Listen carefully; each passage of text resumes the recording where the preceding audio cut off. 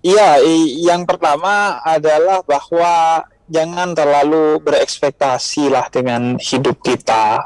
Artinya begini, eh, kalau kita berekspektasi hanya pada kebutuhan, maka Allah telah berjanji bahwa Allah akan menjamin rezeki kita.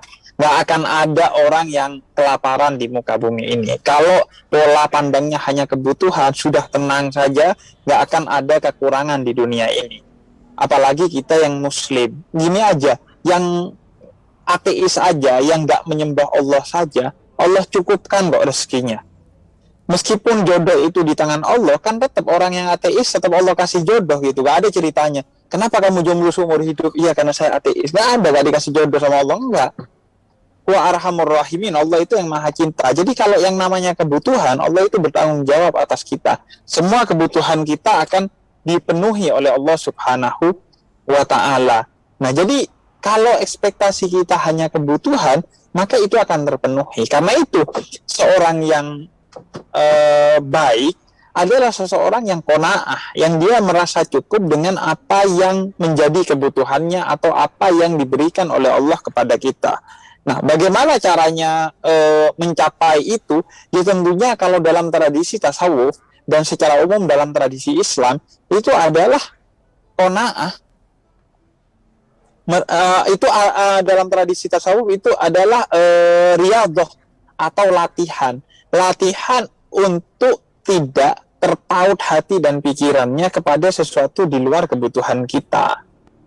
Jadi jangan pernah upgrade kesenangan kita dari satu titik ke titik lainnya. Misalnya kalau kita senang dapat uang 100.000, ya sudah dijaga rasa senang dengan dalam mendapat uang 100.000 itu ya dijaga gitu. Jangan kemudian karena sudah pernah mendapatkan uang 1 juta, kemudian rasa senang kita kepada uang 100.000 hilang karena sudah terupgrade dengan uang yang pernah kita dapat 1 juta. Karena itu jangan pernah upgrade hidup kita kecuali hanya untuk kebutuhan saja, tidak lebih dari itu. Kalaupun sesekali dapat sesuai dengan keinginan, yaitu jangan dijadikan patokan dalam hidup kita. Jangan terlalu berekspektasi lah dalam hidup itu, karena manusia itu biasanya dibunuh oleh ekspektasinya, dia dihabisi oleh ekspektasinya. Kemudian yang kedua, selalu sedekah kepada orang lain, itulah yang menjaga agar kita tetap hidup dalam taraf yang tidak obsesional. Jadi dengan bersedekah, kita itu akan melatih diri kita untuk tidak egois, tidak mau kaya sendiri, tidak mau sukses sendiri, tidak mau bahagia sendiri. Menurut saya itu kunci banget sih sedekah itu. Karena itu Allah dalam Al-Quran memerintahkan ketika kamu bersedekah, sedekahkan sesuatu yang kamu cintai. Mengapa? Karena Allah berharap bukan utamanya sedekah harta, tapi sedekah kecintaan kita kepada harta, karena kecintaan kita kepada harta itu yang membuat kita kemudian terlalu obsesi dalam hidup itu. Jadi cara menjaganya menurut saya latihan untuk tidak pernah mengupgrade sesuatu dalam diri kita, menjaga jarak dari dunia. Itulah yang kemudian disebut zuhud oleh Imam Malik radhiyallahu anhu. Adalah zuhud itu artinya boleh kalian bahagia dengan dunia, boleh kalian menjadi kaya. Sayyidah Khadijah kaya, Nabi Sulaiman juga kaya, nggak apa-apa jadi kaya, asalkan kekayaan tetap di tanganmu, tidak sampai masuk ke hatimu.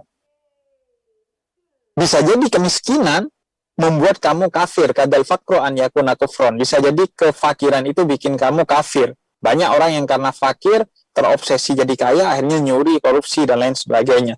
Nah, jadi kaya dan miskin itu tidak ada hubungannya utamanya dengan hidup yang kemudian kita pasti bahagia kalau kaya, kalau miskin pasti dekat kepada Allah. Enggak ada. Itu tergantung lagi-lagi pola pandang kita terhadap segala sesuatu. Pernah Syekhul Akbar Ibn Arabi, salah seorang sufi yang sangat dihormati, syekh yang paling besar sampai dijuluki seperti itu, menyuruh muridnya untuk pergi ke gurunya dia di satu tempat.